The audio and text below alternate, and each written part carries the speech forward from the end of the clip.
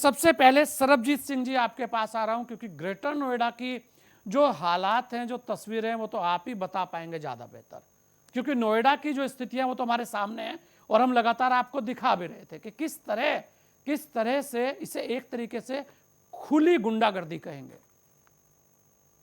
ये कोई कर्मचारियों के द्वारा किया गया कृत्य नहीं है। कर्मचारी जितने भी थे वो शांति के साथ शायद अपनी बातों को चाह रहे थे और उनका हक था। महंगाई है, ये सबको पता है।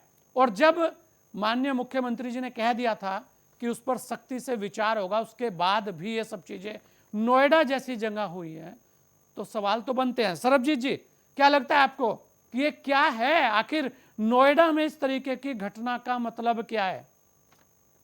नमस्कार। सबसे पहले जी नोएडा एक औद्योगिक क्षेत्र के रूप में अपनी अलग पहचान बना चुका है। एक तरफ सरकार हमें आश्वासन देती है इन्वेस्टमेंट को बढ़ाने के लिए, $1 ट्रिलियन इकोनॉमी को अचीव करने के लिए। बट आज की जो घटना हुई है उसको देखते हुए ऐसा नहीं लगता है कि शासन प्रशासन इंडस्ट्री के साथ में है।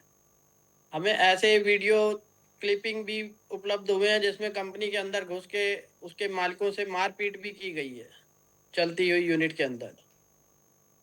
हम्म जो नोएडा की पिक्चर्स तो आप ऑलरेडी सुबह से अभी तक कई बार दिखा रहे हैं।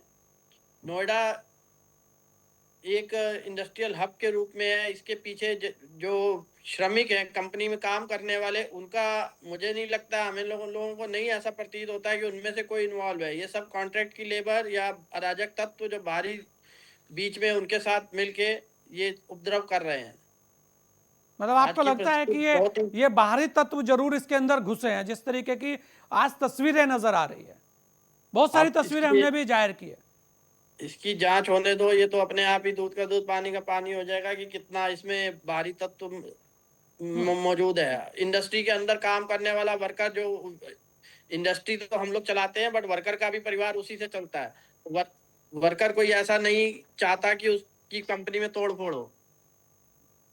नहीं, बिल्कुल, ये वे कोई वर्कर नहीं चाहता। हर कर्मचारी ये चाहता है कि भाई उसकी कंपनी बढ़ेगी तो उसका वेतन बढ़ेगा। उसकी वेतन की डिमांड सही है, उस पर कोई क्वेश्चन मार्क नहीं है। उसके हक की लड़ाई है, उसे लड़नी चाहिए। लेकिन ये हक की लड़ाई के साथ जिस तरीके से आपराधिक तत्व घुसकर जिस तरीके का नजारा यहां पर दे रहे हैं, डरा रहे हैं, लाठी डंडे हाथ में लेके घूम रहे हैं, ये क्या कहता है सरबजीत जी? ये स्थिति 2-4 दिन पहले से ही तनावपूर्ण बनी हुई थी मानेसर में। जी। प्रशासन, आज कल संडे था, हम्म तरीके की घटनाएं होने का, उसके बाद भी प्रशासन की तरफ से मैं स्पष्ट कहना नहीं की गई थी। जो फोर्स ये घटना होने के बाद लगाई गई है, अगर उसे सुबह के समय डिप्लॉय कर दिया जाता तो आज ये दुर्घटना ना होती। आज दोपहर को हम लोग ग्रेटर नोएडा, हालांकि शांतिपूर्ण रहा है।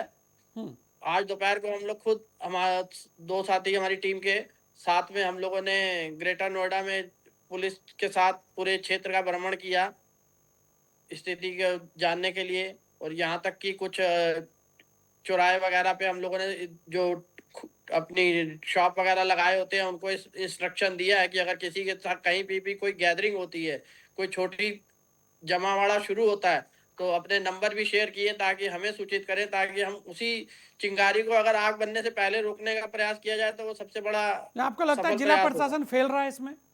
जिलाधिकारी जिला महोदय को इसको जिला सारी चीजों को जानकारी लेकर पहले से ही चीजों पर देखना चाहिए था। जिला प्रशासन को कम से कम फोर्स का डिप्लॉय पहले ही करना चाहिए था। जिला प्रशासन से मीटिंग करता रहा। अभी नवीन जी ने दिन में बताया भी था, मीटिंग फिर मीटिंग फिर मीटिंग।